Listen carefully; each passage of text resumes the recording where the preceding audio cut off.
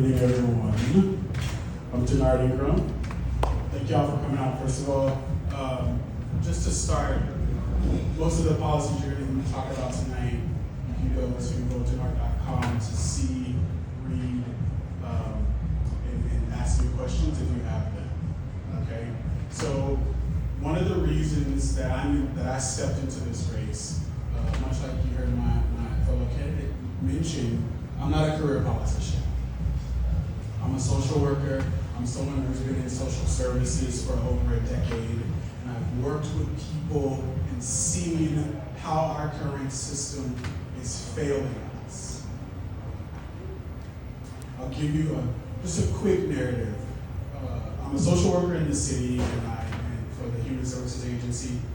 One of my very first clients in the program that I worked in is in Home Supportive Services, which works to keep folks housed in their home who are age disabled or have other disabilities as opposed to being hospitalized. One of my very first clients was a mom of two. One of her children had a disability, her spouse had a disability. She was the only one working. And that income was what our program provided her. She called me one day and said, "Mr. Ingram, is there any way that I can get you to give me more hours? Otherwise, I'm thinking about moving out of my house, moving my family out of our house into a trailer home."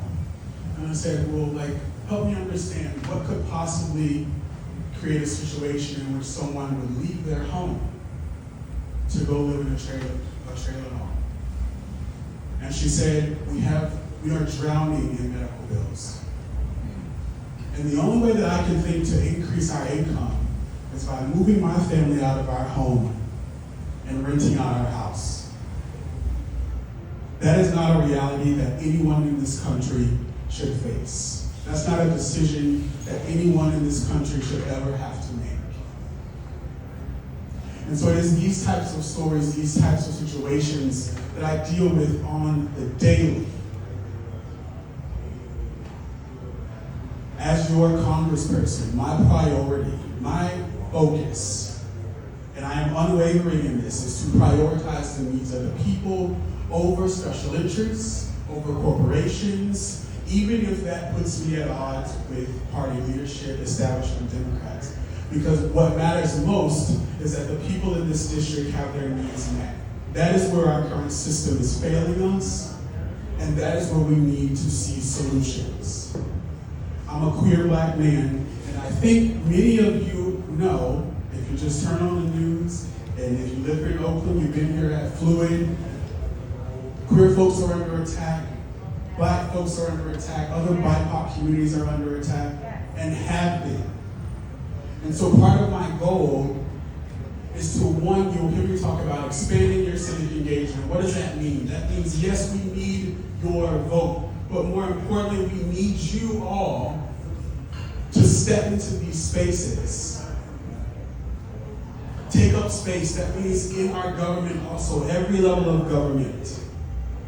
Run for your city council, run for your school board. Show up to those meetings, make your voice heard for your communities, because guess what? Those who seek to take away our rights are doing exactly that. And they, to be quite frank, excuse my French, they're not fucking around with us.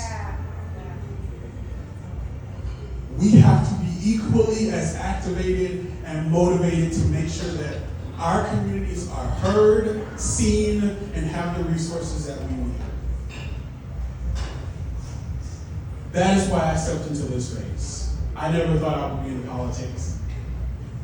But I see the need to expand that representation. More millennial and Gen Z faces and voices at every level of Congress. More queer voices at every level of government. We need that representation, and we need to expand it.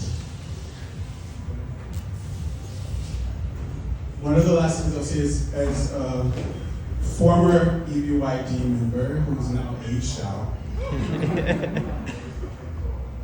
I can recall even before joining the organization, but particularly while I was still a member, we would hear candidates and other politicians come through. One of the things that I am so used to hearing politicians say is, "You all are the future. You are the future of our of our country. Your generation, you are the backbone of this generation. And that is true. But my response to that is the future is here. The future is now, right now, today. So what that means is when you hear me say expand your civic engagement, like you heard me say earlier, we don't have the luxury to wait. Take up that space. Find a way to utilize your voice and your talents to benefit this community across the East Bay. My appointment and subsequent election as chair of the Open Housing Movement Board started with me doing just that. Once I decided to enter this race, I also said, how can I be an effective agent of change in my community now? What can I do? And so in addition to medical issues, health issues, I deal here in Oakland specifically with housing and rent and tenant protections. Those are issues that all face us, that impact all of us.